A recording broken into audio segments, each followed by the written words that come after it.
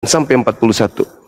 Angkatan jahat ini minta satu tanda, dan tidak akan diberikan satu tanda apapun kepada angkatan jahat selain tanda Yunus, sebab Yunus 3 hari 3 malam dalam perut ikan, demikian juga anak manusia akan berada dalam perut bumi 3 hari 3 malam. Itu tanda untuk angkatan jahat. Yang kedua, Yesus berpesan kepada muridnya, waspadalah kepada penyesat yang datang kepadamu dengan memakai namaku dan berkata, akulah Kristus. Mereka akan menyesatkan banyak orang. Jangan kamu percaya. Jadi akan ada penyesat yang datang kepada murid-murid Yesus, di mana penyesat itu memakai namanya dan menyesatkan banyak orang. Waspadalah, camkanlah, kata Yesus. Matius 24 nomor 4, nomor 5, nomor 24, 25, 26. Camkanlah. Aku telah mengatakannya terlebih dahulu kepadamu. Jadi kalau ada orang berkata ada Mesias di padang gurun, ada Mesias dalam bilik, jangan kamu percaya. Sebab Mesias palsu akan melakukan banyak tanda mukjizat, tanda yang dahsyat dan mukjizat-mukjizat, sekiranya mungkin menyesatkan orang-orang pilihan juga. Itu. Jadi gini, Bang. Kenapa kemudian Kristen bisa menyembah Yesus? Ya karena memang sudah dinubuatkan. Oke, sebentar. Jadi kalau yang aku amatin, Bang Zuma nih kalau melihat Yesus itu beda ya dengan yang sebelum penyalipan dengan setelah penyalipan gitu. Jadi memang ada 2 minimal. Paulus juga mengatakan itu. Jadi berbeda gitu. Ada Yesus lain. Paulus mengatakan Yesus yang diajarkan murid Yesus. Kesimpulan bahwa itu berbeda gimana, Bang? Sederhana. Sederhana sekali. Yang pertama, Yesus sendiri yang mengatakan, aku akan pergi. Yohanes 16 nomor 7 sampai nomor 15. Aku akan pergi.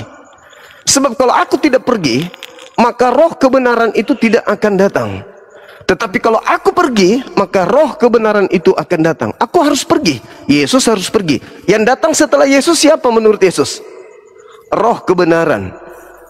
Sekarang yang datang kepada Paulus siapa? Sekarang yang datang kepada Paulus siapa? Yang sewaktu di Damsik itu maksudnya, Bang? Roh kebenaran. Siapa yang datang kepada Paulus? Ya, itu pengakuan si Paulus ya, dulu Saulus ya kan, dia kan penganiaya dia mengaku yang datang kepadanya siapa? Ketemu Yesus gitu kan, waktu ke Damsik gitu. Yesus. Sementara Yesus mengatakan apa? Yang datang setelah aku ada 2. Sabar bang. Yang datang setelah aku ada 2. Yang pertama adalah roh kebenaran. Yang kedua adalah penyesat, mengaku Yesus. Nah, yang datang kepada Paulus mengaku siapa? Yesus. Berarti itu adalah. Bagaimana dengan yang di Pulau Patmos? Itu gimana? Apa juga beda? Bisa bicara. Sama bang, sama. Karena Yesus mengatakan di dalam Matius 24 nomor 4 nomor 5, waspadalah agar kamu jangan disesatkan, sebab akan datang banyak penyesat memakai namaku. Banyak penyesat memakai namaku. Dan berkata, akulah Mesias. Bukankah ayat itu hanya untuk tentang nubuat akhir zaman tuh, Bang, ayat itu? Justru karena itu Yesus mengatakan, kalau ada yang datang memakai namaku tetapi tidak ada tanda akhir zaman di situ, jangan kamu percaya. Betul itu. Jadi kalau yang datang Yesus berarti sudah kiamat. Tapi kalau yang palsu datang nggak kiamat. Tapi yang palsu pun bisa melakukan mukjizat. Tetapi tanda-tanda yang Yesus katakan, guru, apa tanda kedatanganmu? Yesus sebutkan, aku akan nampak di tengah langit, seluruh manusia akan melihat aku. Matius 24 nomor 30. Seluruh manusia akan melihat aku. Itu tanda kalau aku yang datang. Nah sekarang ketika ada yang ngaku-ngaku di Pulau Patmos, ketemu Ananias, ketemu dengan Paulus, ketemu dengan Markus, apakah betul tanda-tanda itu ada? Enggak ada. Jangan kau percaya. Logisnya Bang ya. Sebentar Bang, logis ya ini. Paulus itu kan termasuk dulu namanya Saulus ya, penganiaya pengikut Kristus ya. Bahkan sewaktu Stefanus dirajam martir dia ada di situ. Dia ini tokoh yang jahat lah ceritain lah ya, yang beringas lah gitu. Sekarang apa yang kok bisa dia berubah sih? Kalau memang sosok itu bukan sesuatu yang dia ketemu suatu ke Damsik, kok dia bisa berubah menjadi orang baik lah gitu? Coba. Kan Yesus mengatakan waspadalah kepada penyesat yang datang kepadamu memakai namaku. Masakan yang datang memakai nama Yesus tapi dia mengajarkan kejahatan? Pasti mengajarkan hal-hal yang baik. Tetapi sebenarnya hal-hal baik ini tidak diperintahkan oleh Tuhan. Contoh Kristen hari ini, ibadah minggu, ada perintah Tuhan. Menyembah Yesus, ada Sabtu, perintah Tuhan. Ya harusnya kan hari Sabtu perintah Tuhan, hari Minggu. Keluaran 31 nomor 14 ancaman membunuh orang-orang yang tidak menjaga hari Sabat. Kan gitu.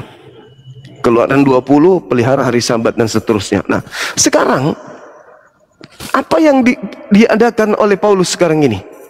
Ada nggak ajaran yang datang dari Yesus yang dia ajarkan? Nggak ada. Apa? Ibadah minggu, makan babi, meninggalkan hukum Taurat, menyembah kepada Yesus, tidak bersunat. Apakah itu ajaran Yesus? Tidak. Semua bertentangan. Oke Bang, gini Bang, kalau Abang mengatakan ajaran Paulus bertentangan dengan Yesus ya, sekarang apa sih untungnya Paulus, benefit yang dia dapat untuk bertentangan dengan Yesus gitu? Apa sih benefit yang dia dapat gitu? Sama seperti iblis. Dapat apa dia gitu Bang itu? Sama seperti iblis. Dapat apa sampai iblis kemudian tidak mau sujud kepada perintah Tuhan? Neraka aja kan? Sama. Oh, jadi dia pergi ke neraka gitu. Lah terus? Iya. Terus penyesat itu gimana? Bagaimana cara penyesat bisa menyesatkan? Kalau dia datang mengaku, akulah setan, ikutilah aku. Bisa? Nggak bisa. Makanya Yesus mengatakan, waspadalah kepada penyesat yang datang kepadamu memakai namaku. Berarti penyesatnya memakai nama siapa menurut Yesus? Nama Yesus ya. Bagus. Tapi itu Bang, kalau aku pernah dengar itu tentang nubuat akhir zaman loh Bang. Betul. Coba Anda baca Matius 24-nya. Nomor 3 Anda baca. Muridnya akan bertanya, guru apa tanda kedatanganmu? Itu dulu. Apa tanda kedatanganmu? Ya. Jangan akhir zamannya dulu. Tanda kedatangan aja dulu. Tanda kedatangan Yesus apa? Aku akan nampak di tengah langit, seluruh manusia akan melihat aku. Begitu juga yang diceritakan dalam Kisah Para Rasul 1 nomor 11. Kan jelas itu. Kata malaikat, apa kata malaikat? Yesus yang kau lihat terangkat ke langit akan datang untuk kedua kalinya, sama seperti engkau melihatnya ke langit. Dengan cara yang sama. Dia naik dengan daging, turun dengan daging. Aku akan datang, anak manusia. Jadi kalau Abang menurut Abang nih, eksistensi Yesus yang waktu ketemu di Pulau Patmos sama yang ketemu di Amsik itu tidak menunjukkan eksistensi seutuhnya gitu di situ. Itu bukan Yesus itu Bang. Harusnya kalau Yesus dia menunjukkan seutuhnya itu, eksistensinya gitu, tubuhnya gitu ya. Dia kalau Yesus turun maka diikuti tanda-tanda tadi. Apa? Dia akan nampak di tengah langit, semua manusia akan melihat. Dan itu adalah akhir zaman. Kalau andaikan Yesus asli yang datang di Pulau Patmos, maka kita sudah ada. Kenapa? Karena saat abad pertama menjelang abad kedua itulah akhir zaman. Karena Yesus sudah turun. Berarti kiamat sudah. Kita sudah tak ada lagi manusia sekarang ini. Tapi karena yang datang di Pulau Patmos bukan Yesus, ya fine-fine aja, nggak kiamat. Karena yang datang penyesat. Oh gitu ya kalau pandangan Abang ya. Coba saudara, ini sederhananya ya. Kita lihat di dalam Yohanes, kitab Yesaya 14 nomor 12, 13, 14, 15. Iblis di situ bergelar bintang timur. Dalam tradisi Yudaism bintang timur itu adalah Lucifer atau iblis. Di dalam kitab saudara Wahyu 22:16, akulah Yesus, akulah Yesus tunas Daud, sang bintang timur. Nah, sang bintang timur itu Lucifer berarti. Menurut Kristen, karena sudah terlanjur Kristen, maka apa pengakuan Kristen? Itu ada dua versi. Dua versi ya. Nah, karena bintang timur yang Kristen, situ iblis, bintang timur sini Yesus itu. Lah, yang namanya bintang timur itu iblis. Helal bin Zakar itu gelar iblis. Yesus itu gelarnya Kristus, bukan Helal bin Zakar. Bukan, tidak pernah Yesus mengatakan itu bahwa aku adalah bintang timur, itu nggak ada. Yang mengaku bintang timur itu si Bilisisis. Dan Yesus mengatakan, waspadalah kepada penyesat yang datang kepadamu memakai namaku. Bintang timurnya mengaku nama siapa? Yesus. Nama Yesus. Waspadailah dia. Sederhana kok itu Bang, sederhana. Mau dililit kemanapun akan kembali. Yesus itu hanya utusan Tuhan. Kalau ada upaya-upaya nih, upaya-upaya untuk menuhankan Yesus, itu ujung-ujungnya bukan Yesus anak Maria, ujung-ujungnya ke Lucifer tadi, bintang timur itu. Jadi Kristen mencoba menggabungkan dua Kristus, yang satu yang asli hanya utusan Tuhan, yang satunya Tuhan. Makanya kalau saudara-saudara Kristen saya tanya nih, pastor pendeta saya tanya, dan itu dibuktikan oleh publik. Ketika seorang pendeta saya tanya, Yohanes 17 nomor 3, hidup kekal itu adalah mereka mengenal engkau satu-satunya Tuhan dan mengenal Yesus Kristus yang engkau utus. Saya tanya, Pak Pendeta, Pastor, menurut Yesus, hidup kekal itu mengenal dia sebagai Tuhan atau utusan Tuhan? Apa kata pastornya, pendetanya? Mengenal Yesus sebagai Tuhan. Coba. Konteks ayat itu ya utusan ya. Ya, memang harus kayak gitu. Apalagi, coba, mana hidup kekal yang Yesus janjikan? Apa syaratnya memperoleh hidup kekal selain itu? Adakah? Tidak ada. Gak ada, Bang. Jadi gini lah, Bang. Abang Juma, silakan. Sebentar. Aku juga nggak terlalu mendalam juga tentang apologi ini. Gini, Bang. Sekarang apa sih yang mendasari bapak-bapak gereja gitu, kalau pola-pola pikirnya bisa mengatakan bahwa Yesus itu juga Tuhan gitu? Apa sih ya intinya itu sehingga apa coba? Bukan bapak pendeta, Bang. Masuk bapak-bapak gereja lah gitu. Ya, bapak gereja bukan. Paulus. Tapi gitu. yang di belakangnya ini. Paulus. Waspadalah kepada penyesat yang datang kepadamu memakai namaku. Penyesatnya datang kepada mereka memakai namanya Yesus. Mereka akan menyesatkan banyak orang. Itu harus tergenapi atau itu perkataan omong kosong aja? Harus tergenapi. Berarti harus ada yang menjadi, ya. Berarti ada yang harus menggenapi itu. Siapa yang mengaku nama Yesus? Hindu, Buddha, Kristen, Islam, ateis, menyesatkan banyak orang. Siapa yang memakai namanya? Ini taruhlah tanah air kita Indonesia sebelum merdeka tidak ada penduduknya. Ketika Indonesia masih kosong penduduk, masuk Islam. Islam memakai nama Nabi Muhammad. Ketika Kristen yang datang dari Barat memakai nama Yesus. Sebentar, Bang. Kalau abang katakan menyesatkan, kalau ini, Bang. Kalau kata abang menyesatkan tuh dalam hal ini konteks apa tuh menyesatkannya tuh dalam hal apa sih, Bang? Anggaplah kalau memang abang katakan Paulus tuh menyesatkan gitu kan. Anggaplah kalau abang mengatakan bahwa dan teman-teman bisa mengatakan Paulus menyesatkan gitu kan. Paulus tuh menyesatkan dalam hal apa coba? Kalau kita melihat di dalam Matius 24 nomor 15. Apa ya katakan Yesus di situ? Apabila kau melihat sang pembinasa keji duduk di tempat yang kudus, seperti yang dinubuatkan oleh Nabi Daniel. Kalau kita lihat Daniel 7:25 atau Daniel 11 nomor 31, pembinasa keji itu duduk di tempat kudus. Apa tempat kudus itu? Tempat suci. Apa tempat suci itu? Gelar kerasulan, kenabian. Dia duduk di situ. Pembinasa keji ini, dia akan memutarbalikkan hukum dan akan menghentikan prosesi korban hari-hari, korban binatang hari-hari. Dia akan memutarbalikkan hukum dan dia akan kemudian menghentikan kurban hari-hari. Siapa itu? Yang tadinya Anda katakan adalah pembunuh, sadis. Kemudian dia duduk di tempat yang suci. Iya, Paulus masuk abang itu kan. Gitu, Yesusnya yang mengatakan. Kita lanjut di dalilnya nomor 23. Jadi apabila ada orang berkata ada Mesias di sini, ada Mesias di sana, jangan kamu percaya. Sekarang pertanyaannya, siapa yang pernah bertemu dengan Mesias, mengaku bertemu dengan Mesias? Paulus sama Yohanes ya di Pulau Patmos ya apa? Itulah sang pembinasa keji. Itulah sang pembinasa keji yang menggenapinya. Ya, ini Bang, sebentar Bang ya. Kata saya. Sebentar Bang ya. Iya, silakan. Paulus ini kan apa sih gini? Aku kembali lagi. Apa sih benefit sama dia tuh? Dia tuh hidupnya lo menderita lo Bang. Beberapa kali menghadapi mahkamah agama atau Sanhedrin kan gitu, kekurangan, kesakitan, bahkan hidupnya di penjara. Kalau untuk hal-hal yang kayak gitu, apa sih untungnya sama dia kalau cuma dapat itu gitu Bang? Pokoknya nggak enak lah hidup Paulus ini. Nah, kalau memang dia motonya apa? Tujuannya hanya untuk menyesatkan orang apa? Nah, coba abang bisa tangkap coba gimana? Ya silakan. Satu, iblis dapat apa ketika dia menyesatkan manusia? Kenikmatan, kesengsaraan, kekal di neraka iblis itu. Yang kedua, Di dalam Ulangan 18 nomor 20-21. Ya. Apa kata Tuhan di situ terkait dengan kitabnya orang Yahudi?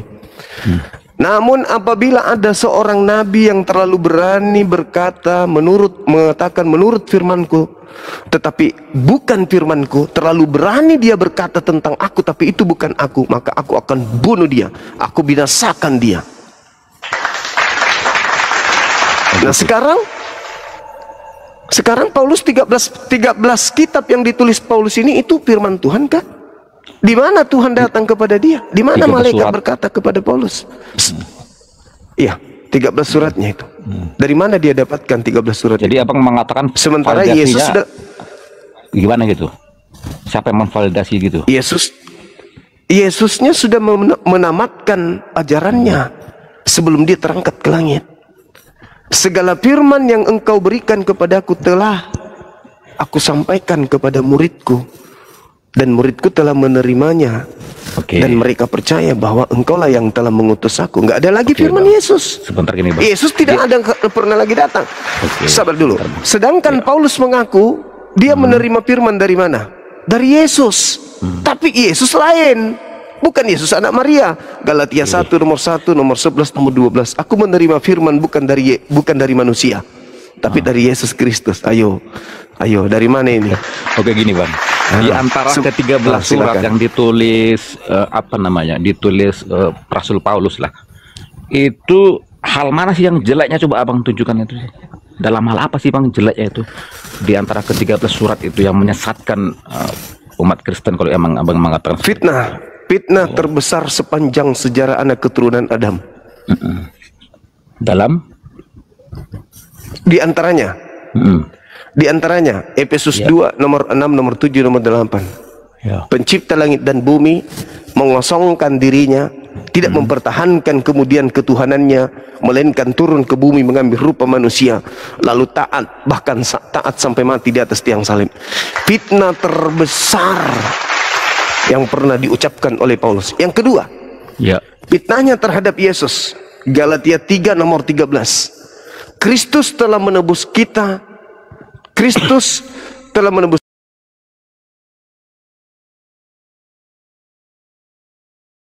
di atas tiang salib. Siapa yang mengajarkan Paulus kalau Yesus terkutuk? Ada? Bukankah itu maknanya mengganti kutuk, Bang? Yesus mengganti kutuk yang harusnya manusia menanggung. Itu rangkaian, itu rangkaian ajaran Paulus. Itu rangkaiannya. Sekarang pertanyaan saya, siapa yang mengajarkan Paulus mengajarkan fitnah terbesar di atas muka bumi ini? Mengatakan Tuhan mati terkutuk dan mengatakan Yesus juga mati terkutuk. Itulah kesalahan fatal yang dilakukan oleh Paulus. Tapi sanggup 2 miliar lebih manusia menjadi pengikutnya. Itulah yang dinubuatkan Yesus. Waspadalah kepada penyesat yang datang kepadamu. Jadi gini Bang, kalau aku amatin nih, memakai namaku dan berkata akulah Kristus.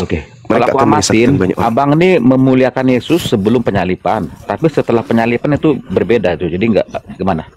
Atau aku salah? Sebelum penyalipan Abang memuliakan Yesus. Sampai dulu. Tunggu. Ada teguran dari TikTok. Padahal kita nggak memiliki kesalahan. Santai. Boleh diulang pertanyaannya? Gimana Bang? Kalau aku bisa amatin ya, kalau salah dikoreksi. Kalau Yesus sebelum penyalipan dengan setelah penyalipan itu dua tokoh yang berbeda. Kalau aku lihat Abang gitu kacamatanya. Baru Abang kalau yang sebelum penyalipan itu Abang ya memuliakan dia, tapi yang setelah penyalipan enggak, karena itu berbeda gitu. Apa seperti itu? Kalau ini pertanyaan saudara, Yesus mengatakan dalam Yohanes 16, Yohanes 16 nomor 13-14, apabila roh kebenaran itu datang, maka dia akan memuliakan aku. Yesus itu mulia. Di mata kami, saya sebagai muslim, Yesus itu mulia. Lalu siapa yang hina ini? Yang ditampar, ditonjok, ditombak, diludahin, digantung, dibunuh. Orang yang dikutuk oleh Elohim. Bukan Yesus itu. Bukan Yesus. Itu adalah orang yang dikutuk oleh Elohim. Bukan Yesus. Yesus mengatakan apa? Lukas 24:44, Matius 26 nomor 24, Lukas 22 nomor 22. Aku memang harus pergi sesuai dengan apa yang sudah tertulis tentang aku. Nah, ketika Yesus mengucapkan kalimat itu, apa yang sudah tertulis? Perjanjian lama atau perjanjian baru? Perjanjian lama. Sedangkan orang Kristen mengusung Yesus mati, ditampar, itu adalah perjanjian baru. Yesusnya mengatakan, aku memang harus pergi sesuai dengan apa yang tertulis tentang aku. Berarti Taurat, kitab nabi-nabi, dan juga kitab Mazmur. Mana di kitab Mazmur? Mesias mati bangkit pada hari ketiga untuk nebus dosa. Di mana tertulis? Mana di kitab Taurat mati dan akan bangkit pada hari ketiga nebus dosa? Nggak ada. Nggak ada itu. Jadi Pauluslah yang kemudian yang menceritakan hal-hal seperti kamu boleh makan babi. Kenapa dia mengatakan kamu boleh makan babi? Karena suratnya ditujukan kepada orang-orang non-Yahudi. Ya memang pemakan babi.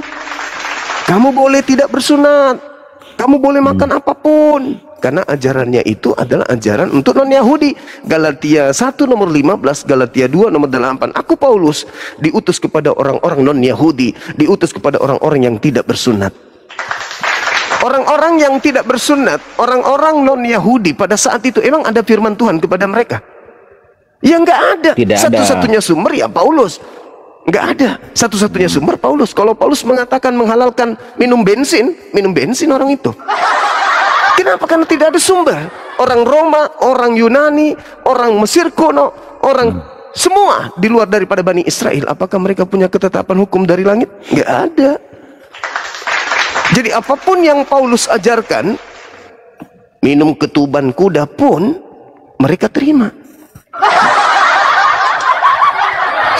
Jadi apa yang diajarkan oleh Paulus diterima. Makanya di dalam Kisah Para Rasul 24 nomor 5, apa kata orang-orang Yahudi?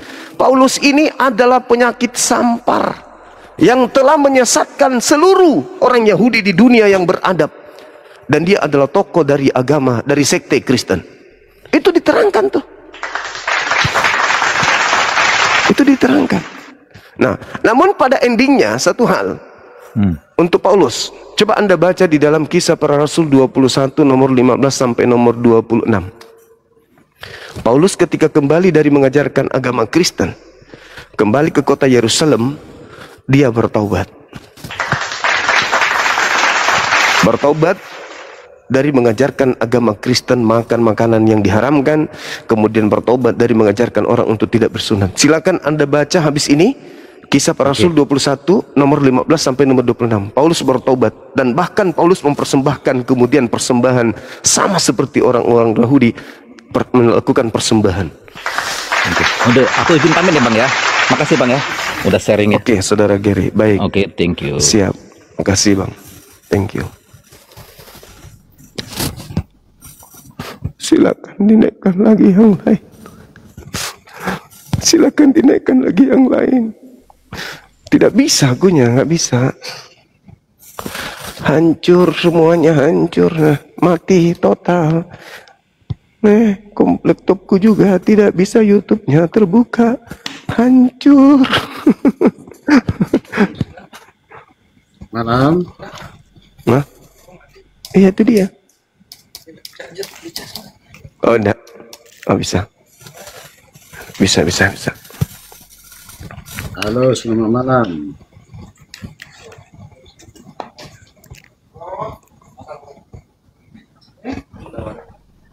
Ya, selamat malam. Nasi goreng. Iya, Malang. Dengan siapa, Bang? Ya. Itu ada namanya. Enggak nampak di oh iya udah kelihatan. Saudara Charles Hartono Rantang Popo. Iya, lanjut Bang. Bisa buka kamera. Makan dulu atuh.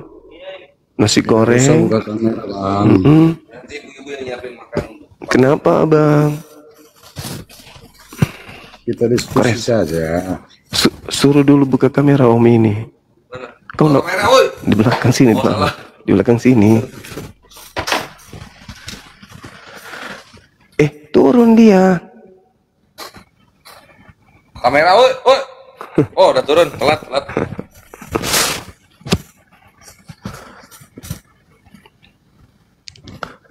Ayo teman-teman, silakan naik lagi. Hidup kekal. Hidup kekal. Silakan. Kalau di dalam Al-Quran hidup kekal itu diperoleh dengan mengikuti Nabi Muhammad. Qul in kuntum tuhibbunallaha fattabi'uni yuhibbukumullah wa yaghfir lakum dzunubakum wallahu ghafurur rahim. Itu diterangkan Kenapa kemudian di dituduhkan? dalam Al-Quranul Karim. Disuruh buka kamera itu bang, maksudnya. Yang tadi kan nggak buka kamera Karena memang- juga. Iya, karena dia ini katanya pengikutnya sedikit. Kan Buka nggak perlu kamera buka aja bang, kamera. biar kelihatan. Kita diskusi aja. Buka kameranya bang. Ayo bang, saya kalau nggak buka kamera, saya diskusi kayak bicara sendiri abangku. Tidak, Tadi sama itu aja. berapa dengar menit kok. saya ngomong sendiri, hampir 1 jam.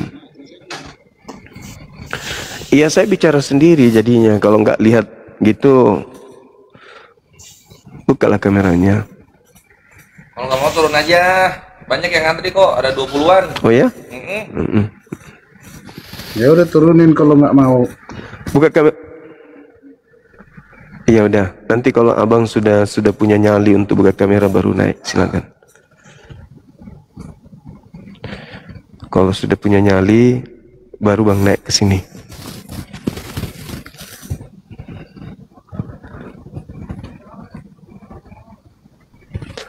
Halo, ada pendatang baru yang lagi.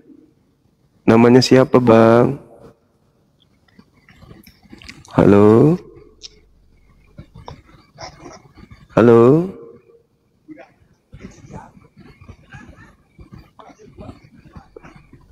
Buka kameranya bang. Buka kamera. Buka kameranya bang. Kenapa ngancam-ngancam gitu? Emang mau ngapain? Bukan, tutup kameramu, tutup. Mau bertengkar Tutup rupanya? aja kameramu, ayo. Maluku buat kau ya. Semua Islam sudah tahu sedunia Enggak lah, kau buka nggak mampu kamera. dengan saya.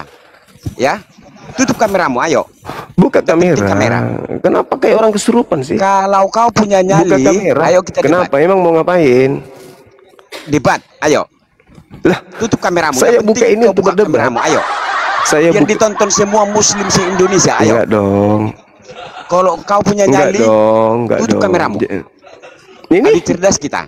justru saya bernyali, makanya saya buka kamera. Yang tidak mau buka kamera itu yang Satu tidak ada pertanyaan nyali. aja, cuma kalau bisa kau jawab, saya kami sekeluarga dilaknat Allahmu. Dah, kalau bisa kau jawab satu pertanyaan. Lah memang sudah dilaknat. Gimana ceritanya? Sudah dilaknat memang dari Permalukan. sananya. Oke, Yesus siap pun ya. melaknatmu. Saya tanya Kan kamu gitu. ya. Satu pertanyaan, siap ya? Oke. Allah mengutus Jibril ya. Jangan dikit. Itu ada tema itu. Ada tema hidup kekal menurut Yesus. Jangan terlalu lebay. Jangan terlalu lebay. La taghlu fi dinikum. Jangan terlalu lebay. Jangan lebay. Jangan lebay.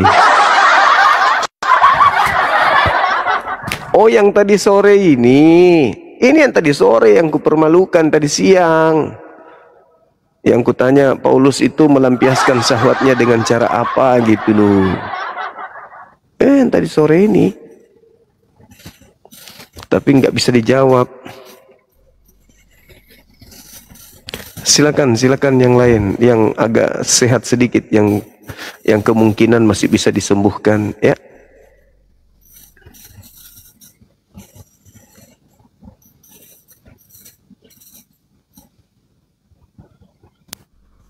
Silakan. Oh, ada dokternya di bawah. Dokter ODGJ. Apa? ODGJ. Oten dengan kelainan jiwa. Iya juga ya. Halo. Halo Bang. Halo. Iya halo. Halo Bang. Bang. Iya halo juga. Assalamualaikum Bang. Waalaikumsalam. Oh, Dari Muslim, Muslim bang. Islam, Bang. Gimana bang? Dari mana ini? Ya kita diskusi, tidak usah buka kamera. Halo. Dari agama mana, Abang? Saya dari Kristen. Ya, syaratnya harus buka kamera, Bang. Itu peraturan. Jadi kalau mau berdiskusi head to head, biar bagus, elegan, buka kamera aja. Abang boleh pakai pakai tutup handuk, matanya aja kelihatan, boleh. Yang penting buka kamera gitu loh. Ya sebenarnya kalau mau diskusi Silakan. nggak buka kamera juga. Yang penting bahasanya bagus, tidak ada bahasa kasar sedikit pun. Bukan masalah kasarnya, Bang, tapi bagus kalau diskusi itu kameranya dibuka. Gitu loh. Silakan.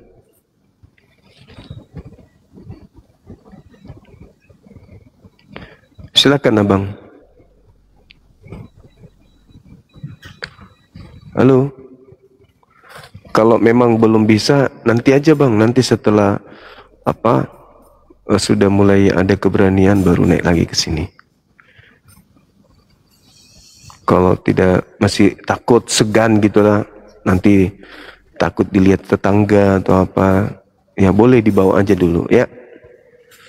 Kalau misalnya masih takut juga tapi mau di sini, ya buka kamera pakai helm, nggak apa-apa. Yang penting sanggup pakai helm sampai 2 jam 3 jam.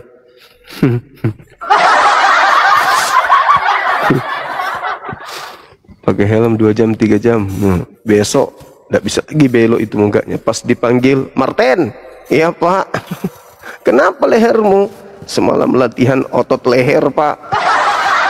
Ditatar sama Bang Zuma kan gitu. Iyalah. Atau kalau tidak mau pakai tidak mau pakai helm terlalu berat dan tidak ada masker, pakai sempak bini. Tidak apa-apa itu. Kan ada lubangnya di tengah gini kan. Matanya bisa kelihatan, jadi dia naik ke sini. Ada kelihatan besarnya gini ya. Nah, baru ikat di bawah, bisa pun, bisa. Ada sempak bini yang karet itu kan, yang kenceng. Nah, itu yang sempit, matanya aja kelihatan. Naik ke atas, begini. Ah, bagus itu. Kalau bisa supaya tidak mengantuk, yang bekas haid, yang belum dicuci, itu bagus. Iya kan? Kan Oten itu biasanya suka yang jorok-jorok. Oke, biasanya, tapi tidak semuanya.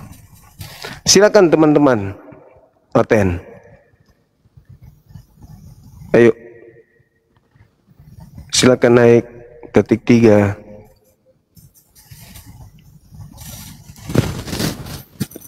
Kata kawan kita 6.000 orang ini. Di YouTube juga ada kurang lebih 1000-an. Itu harus buka kamera. Silakan. Dengan siapa di mana, Ibu? Shalom. Halo. Ya, Salmon, Bang. Apakah saya mengucapkan shalom itu salah? Udah benar. Udah benar. Udah benar. Ini Ya. hidup Saya cuma kekal menyingkat tadi jawabannya. Salmon. Salam, teman. Saya gabung Salmon. Iya, gimana? hidup kekal menurut Yesus. Ini abang ngambilnya dari mana Iya. ya? Yohanes 17 nomor 3, Bang. Hidup kekal menurut Yesus.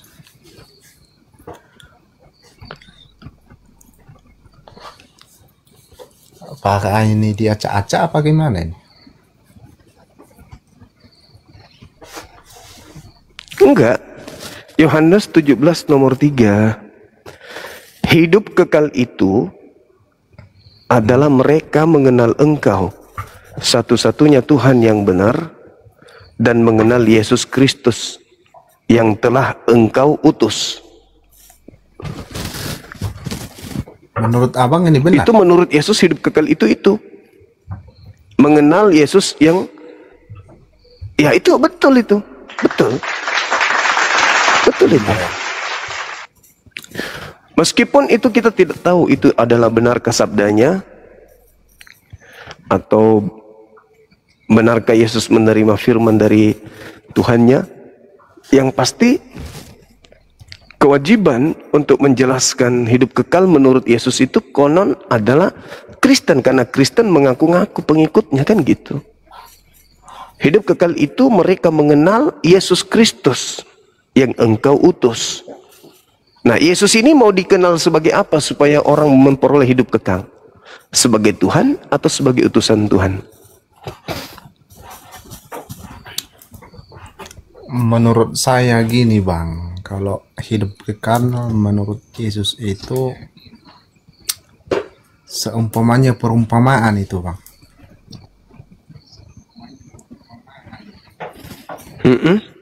Bukan untuk pernyataan itu atau yang dinyatakan di dalam Alkitab itu jalan, bukan, itu perumpamaan. Kita kalau perumpamaan harus kita analisa dengan baik, berarti kita ikuti gitu loh. Iya, Yesus ingin dikenal sebagai, bukan Yesus dikenal sebagai untuk kita sembah, bukan. ya memang dia mau dikenal sebagai apa menurut Yesus supaya memperoleh hidup kekal. Dia dikenal sebagai apa? Bukan itu maksudnya bang. Itu perumpamaan. Seandainya dibilang di situ hidup kekal menurut Yesus, itu kata-kata atau perumpamaan atau bukan untuk menuju kesalahan, bukan. Ngerti? Maksudnya? Ya kan abang ini berfokus. Saya nggak ngerti. Karena menurut Yesus abang ini kan mau memojokkan ke situ. Iya kan? Ya iya. Saya hanya tahu 2 poin aja. Yang pertama, ya, hidup kekal. Hidup kekal itu yang dicari manusia. Bukan kematian kekal, tapi hidup kekal. Dan ternyata untuk mendapatkan hidup kekal ini, resepnya ada 2. Mengenal mengenal Bapa sebagai satu-satunya Tuhan. Lalu mengenal Yesus sebagai utusan Bapa. Itu konsep hidup kekal. Sekarang Anda beragama Kristen, apa yang Anda cari? Hidup kekal atau bukan? Sebetulnya iya, saya sebagai Kristen mengenal hidup yang kekal. Cuma untuk memperoleh itu, kenapa Anda bantah Yesus? Berarti Anda tidak kenal Yesus dong. Saya nggak membantai, saya nggak membantai Yesus. Ya sudah, kalau tidak membantai Yesus, supaya Anda memperoleh hidup kekal, Yesus Anda harus kenal sebagai siapa? Utusan Tuhan atau Tuhan? Itu utusan Tuhan. Terus kenapa Anda sembah? Saya nggak sembah. Lalu yang Anda ibadahi di gereja siapa? Saya menyebut namanya, saya nggak sembah. Ya, Anda menyebut namanya sebagai apa? Saya menyebut namanya karena dia udah melakukan yang terbaik buat umatnya manusia. Apa itu? Dia mengajarkan kebenaran, bukan kebencian, bang. Itu aja. Iya, kebenaran itu mengenal dirinya sebagai utusan Tuhan, bukan sebagai Tuhan. Nah, sekarang siapa yang ingin mengenal Yesus sebagai Tuhan? Yesus atau gereja? Pendeta atau pastor? Supaya kita mengenal Yesus sebagai Tuhan, itu ajaran siapa? Yesus Agama. atau pastor pendeta? Agama siapa? Saya nggak bilang pastor atau pendeta, yang saya bilang agama yang mengenal dia. Iya, saya kan bertanya, kalau Yesus mengajarkan hidup kekal itu mengenal dirinya sebagai utusan Tuhan, titik. Ya. Nah, komunitas Kristen justru menuhankan Yesus. Tritunggal, Trinitas, Yesus only, firman Bapa, firman Tuhan, dan seterusnya. Pertanyaan saya, kenapa? Kenapa Kristen begitu sulit mengenal Yesus?